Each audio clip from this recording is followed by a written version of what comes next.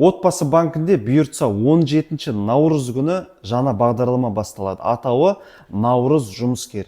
Ескере кететін жайт, достар, Наурыз жұмыскер бағыты Наурыз бағдарламасының құрамдас бір бөлігі болып саналады. Сондықтан да шарт талаптары Наурыз бағдарламасына өте ұқсас.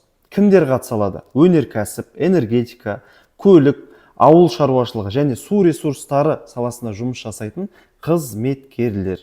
Осы салада жұмыс жасап, әлеуметтік жағынан осал топтарын ішіне кіретін категория бойынша үй кезегінде тұрсаңыздар, пайыздық үстеме 7% болады. Ондай категория үй кезегі жоқ болса, онда 9% болады, Наурыз бағдарламасы секілді. Енді, егер де сіз өзіңіздің қалаңыздан отбасы банкімен келісім шарттар жасалған, құрылыс компаниясынан толыққанды жөндеу жұмыстары жасалған пәтерді қарастыратын болсаңыздар, Наурыз бағдарламасы секілді бастапқы жарна 10%.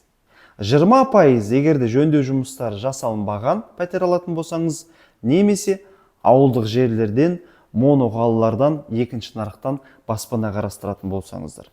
Бірақ ескере кететін жайт, достар, біліп жүріңіздер. Ауылдық жер, моноқала, отбасы банкінің несиелендіру аумағына кіруі тиіс. Лимит сол: Астана, Алматы 36 миллион несие сомасы, басқа аудандар 30 миллион теңге.